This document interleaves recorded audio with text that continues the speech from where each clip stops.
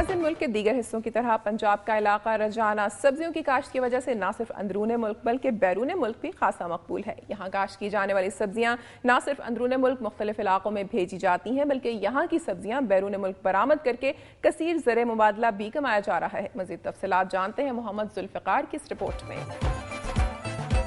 رجانہ سے میں ہوں محمد ذوالفقار اور اس وقت موجود ہوں گرین ہاؤس میں۔ سبزیات انسانی خوراک کا لازمی جزو ہے۔ سبزیات کے گرین ہاؤس میں ٹماٹر، شملہ مرچ، بھنڈی توری، کدو اور مرچ کاشت کی گئی ہیں۔ رجانہ اور اس کے نواحی چکوک میں کاشت کی جانے والی سبزیاں نہ صرف اندرون ملک بلکہ بیرون ملک بھی بھجوائی جاتی ہیں، جس سے اچھا خاصا زر مبادلہ کمایا جاتا ہے۔ گرین ہاؤس میں سبزیات کی کاشت اکتوبر میں پنیری کی تیاری کے بعد نومبر میں پنیری کو گرین ہاؤس میں شفٹ کیا جاتا ہے، جو کہ مارچ میں تیار ہو جاتی ہیں۔ سبزیات کی کاشت ایک منافع بخش کاروبار ہے، مگر کاشتکاروں کی شکایات ہیں کہ حکومت کی طرف سے انہیں کھاد ادویات میں کوئی ریلیف نہیں دیا جاتا، جس کی بنا پر انہیں مشکلات کا سامنا کرنا پڑتا ہے۔ گرین ہاؤس کے گرد و نواح کا زمینی پانی کڑوا ہے، جو کہ سبزیات کے لیے نقصان دہ ہے۔ نہری آبپاشی سے ہی سبزیات کی فصل کو سیراب کیا جاتا ہے، لیکن نہروں کی وارہ بندی کی وجہ سے کاشت متاثر ہوتی ہے۔ کاشتکاروں کا کہنا ہے کہ محکمہ زراعت کی طرف سے گرین ہاؤس کے لیے پائپ ٹنل کاشتکاروں کو دیتے وقت قرعہ اندازی کے ذریعے ناانصافی کی جاتی ہے، جبکہ پائپ ٹنل کاشتکاروں کو کارکردگی کی بنا پر دیے جانے چاہیے۔ سبزیات کی اچھی کاشت کے لیے حکومت کو چاہیے کہ وہ کاشتکاروں کو ریلیف فراہم کرے تاکہ سبزیات کی اچھی کاشت سے زر مبادلہ میں اضافہ ہو اور وطن عزیز کی خوشحالی کے ساتھ ساتھ کاشتکار کو بھی اس کی محنت کا پھل مل سکے۔ کیمرہ ٹیم کے ساتھ محمد ذوالفقار، دنیا نیوز، رجانہ۔ پنجاب کے بعد اب چلتے ہیں حسین وادیوں کی سرزمین گلگت بلتستان کی جانب و نظر ڈالتے ہیں وہاں کی چند اہم خبروں پر۔ قدرتی آفات سے نمٹنے کے لیے قومی ادارے کے chairman lieutenant general retired Nadeem Ahmed نے گلگت میں دی جانے والی بریفنگ کے دوران میڈیا کو بتایا کہ عطاباد جھیل کے ٹوٹنے کے ممکنہ خدشے کے پیش نظر حکومت نے تمام انتظامات مکمل کر لیے ہیں۔ جھیل ٹوٹنے کی صورت میں ہیلی کاپٹروں سے سرخ جھنڈے لہرائے جائیں گے۔ Lieutenant general retired Nadeem Ahmed نے میڈیا کو بتایا کہ لوگوں کے جان و مال کے تحفظ کو یقینی بنانے کے لیے نیشنل ڈیزاسٹرز مینجمنٹ اتھارٹی، پاک فوج اور فلاحی ادارے حکومت کی مدد کر رہے ہیں۔ وزیر اعظم کے اعلان کے مطابق بالائی ہنزا کے متاثرہ 1200 خاندانوں کو فوڈ پیکج دیا جائے گا، جبکہ تحصیل گوجال کے عوام کو گندم اور آٹا اس وقت مفت فراہم کیا جا رہا ہے۔ انہوں نے بتایا کہ متاثرہ علاقوں میں وزیر اعظم پیکج کے تحت یوٹیلیٹی سٹورز قائم کر رہے ہیں۔ متاثرین کو معاوضے ایرا کے فارمولے کے تحت دیے جائیں گے اور مکانات کی تعمیر کے لیے رقم مرحلہ وار ادا کریں گے۔ این ڈی ایم اے کے چیئرمین ندیم احمد نے بتایا کہ عطاباد جھیل ٹوٹنے کی صورت میں ہیلی کاپٹر سے سرخ جھنڈے بھی لہرائے جائیں گے، جبکہ ہنگامی صورتحال سے نمٹنے کے لیے اسلام آباد اور گلگت کے درمیان C-130 طیاروں کی 10 پروازیں رکھی گئی ہیں۔ ممکنہ سیلابی ریلے سے شارع قراقرم کے متاثر ہونے والے حصوں کو فوری طور پر بحالی کے لیے FWO نے ضروری مشینری اسلام آباد سے گلگت روانہ کر دی ہے۔ بلتستان میں پچھلے ایک ماہ سے جاری شدید بارشوں کے دوران کئی بالائی علاقوں میں برف باری بھی ہوئی، جس سے ان علاقوں کے عوام کو شدید مشکلات کا سامنا ہے۔ 7 ماہ سے بیرونی دنیا سے منقطع ضلع سکردو کے بلائی علاقے تحصیل گوتری میں خلاف معمول مئی کے مہینے میں شدید برف باری کے باعث متعدد مکانات اور کھڑی فصلیں تباہ ہوئی ہیں۔ سکردو میں مقیم گوتری کے لوگوں سے ملنے والی اطلاعات کے مطابق پچھلے ایک ہفتے کے دوران 1.5 سے 2 فٹ برف پڑ چکی ہے، جس سے علاقے کے 35 گاؤں میں 80 سے زائد کچے مکانات چھت ٹپکنے اور دیواریں گرنے سے شدید متاثر ہو گئی ہیں، جن کے مکین رشتہ داروں کے ہاں منتقل ہو گئے ہیں۔ شدید برف باری کی وجہ سے پورے علاقے میں گندم اور جو کی کھڑی فصلیں تباہ ہو گئی ہیں، جس سے علاقے میں غذائی بحران کا خدشہ ہے۔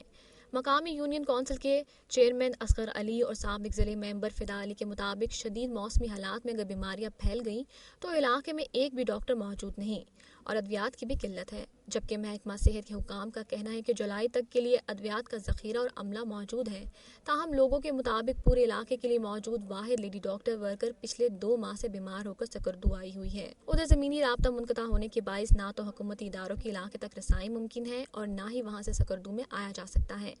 ایسے میں آرمی ایویشن کے ہیلی کاپٹر ہی واحد آمد و رفت کا ذریعہ ہے، مگر وہ بھی موسم پر منحصر ہے، اس لیے متاثرین کی فوری خبرگیری اور ان تک امداد پہنچانا ممکن نظر نہیں آتا۔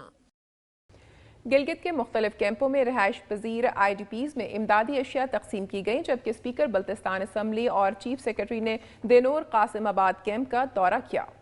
स्पीकर कानून साज असम्बली जमील अहमद, रुकन कानून साज कौंसल मौलाना अताउल्लाह शहाब, मेंबर कानून साज assembly Aftab Haider, chief secretary Gilgit Baltistan Babar याकूब, फतेह मोहम्मद और IGP गिलगित बल्तिस्तान तहसीन अनवर अली ने मुतासरीन में इमदादी सामान तकसीम किया।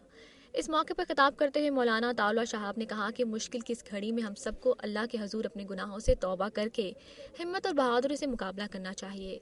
चीफ सेक्रेटरी गिलगित बल्तिस्तान बाबर याकूब, IGP तहसीन अनवर अली ने कहा कि हुकूमत हर मुमकिन कोशिश कर रही है कि कम से कम नुकसान हो। उनका कहना था कि बल्तिस्तान में इस वक्त पाक फौज समेत तमाम इमदादी इदारे चौकस और चौकन्ना हैं।